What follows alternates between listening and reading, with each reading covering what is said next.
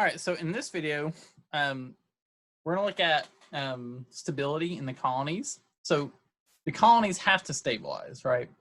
When you're coming over here initially, Jamestown 1607 or New England in the 1620s, it's rough, right? You're basically building stuff up from the beginning for English society.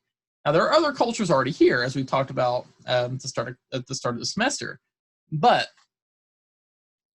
one obstacle to stability for the English is Native American attacks. So we're going to look at two different regions and the start of them and how they started and how they dealt with Native Americans over time. So as we talked about already, Jamestown gets established. They rely on a tense working relationship with the indigenous groups, right? There's interaction. They learn how to adapt and survive, but there is going to be tension. So in 1609, you get some altercations between the Powhatans and the English when they start to really sort of stabilize and start to expand.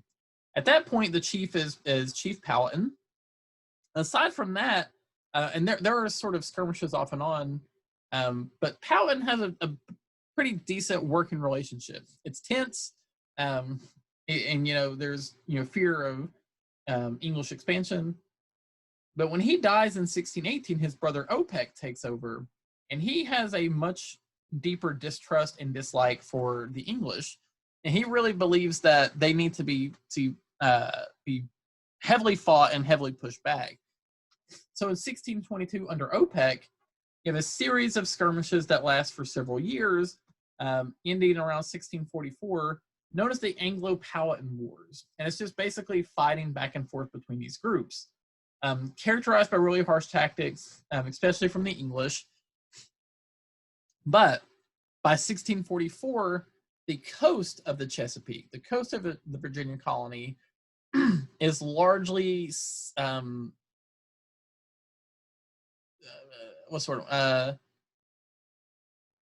me rephrase.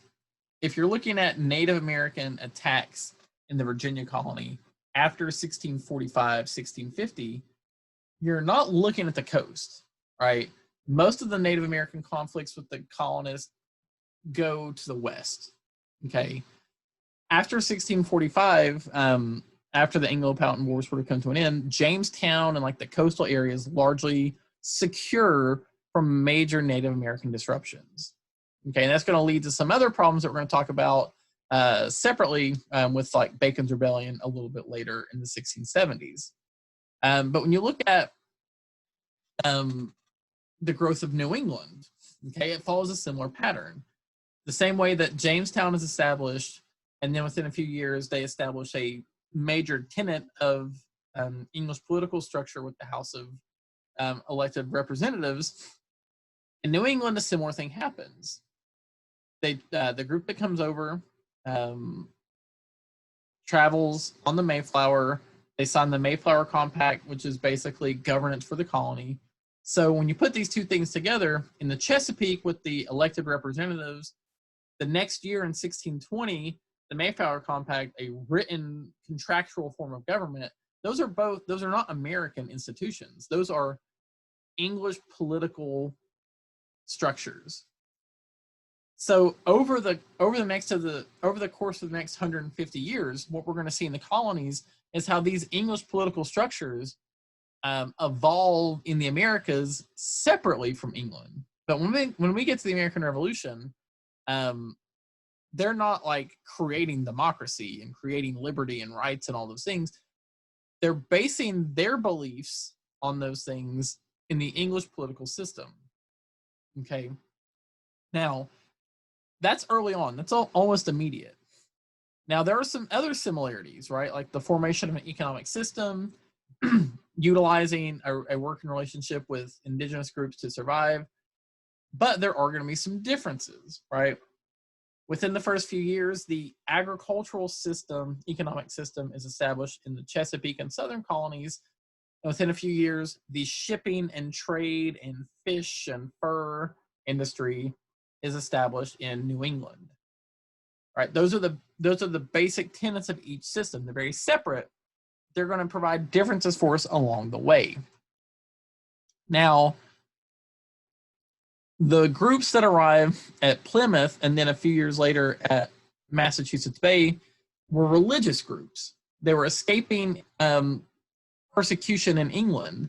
But there's a misconception that they were coming over here for religious freedom, right? When you look at the Puritans of Massachusetts Bay, they were looking for the freedom to practice their religion. They were not looking for religious freedom in general. They were very strict in their religious structure. John Winthrop and the other leadership of the colony, they were trying to set up with what they called like a city on the hill, right?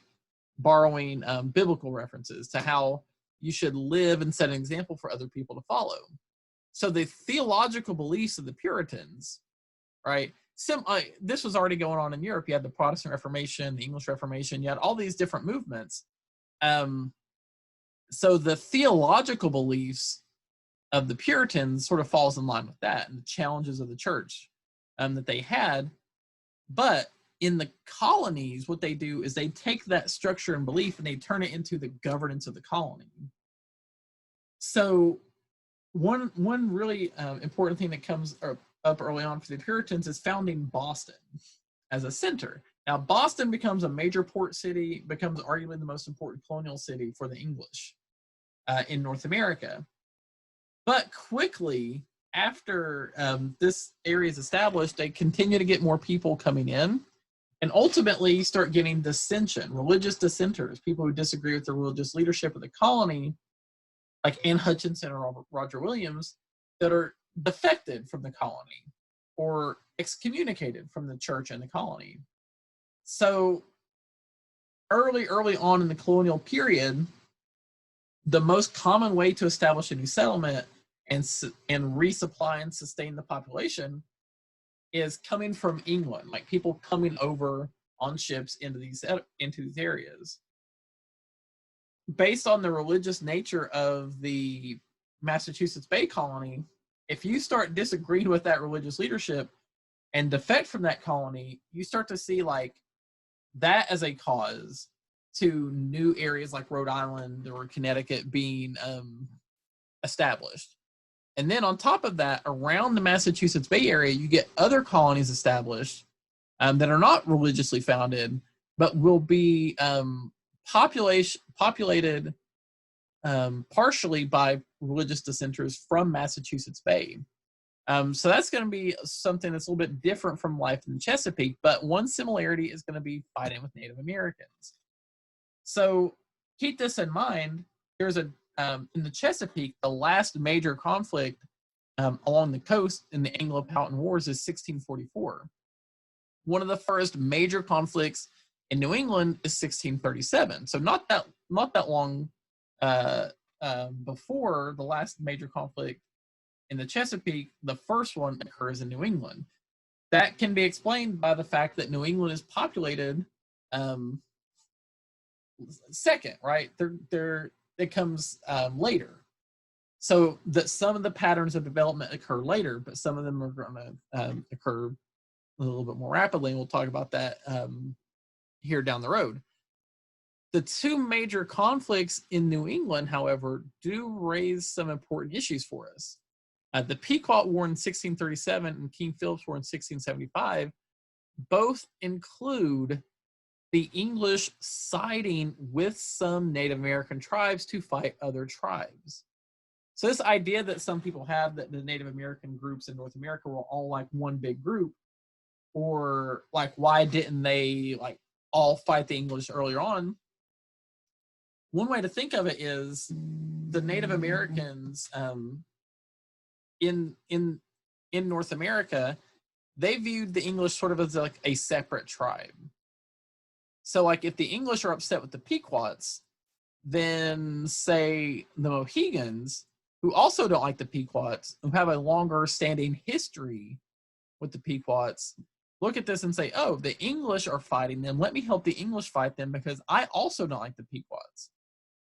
So there's a trade partnership set up. They're going to assist the destruction of the Pequots.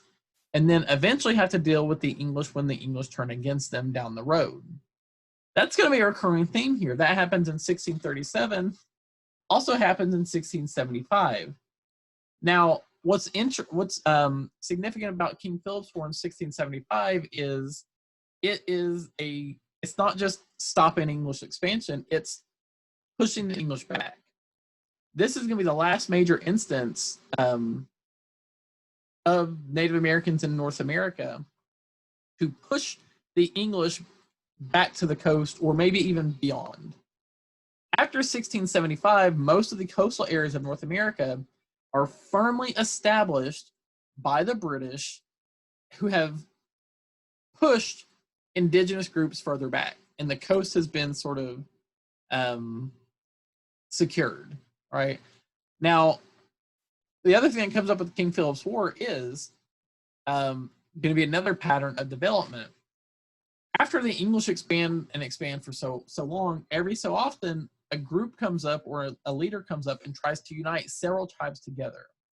So Metacomet, who's known as King Philip in New England, is that leader, right? And he goes around to different tribes and basically says like, hey, they're not stopping, they're not going to stop expanding. Like, this is going to be worse for all of us. We need to push them back. And he builds up a sort of coalition, but even then, like, the Mohawks do not side with him and his forces, and they help the English. So even in this conflict, the English benefit from some Native American assistance. And as you can see here, like, we're talking about like the middle to western portion of Massachusetts, right? The coast, like the Boston area, that's already been solidified and secured for the English. Now you also have some activity going on down here, but this is also a newer settlement, right? This had been settled more in like the 1630s, 1640s.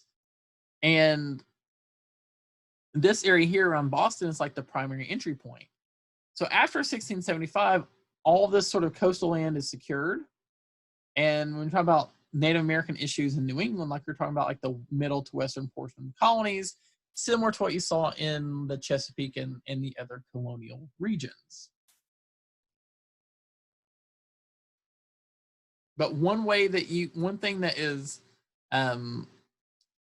sort of really important to think about with the colonies and with the rest of the stuff in this course is that there are patterns of development in play that really can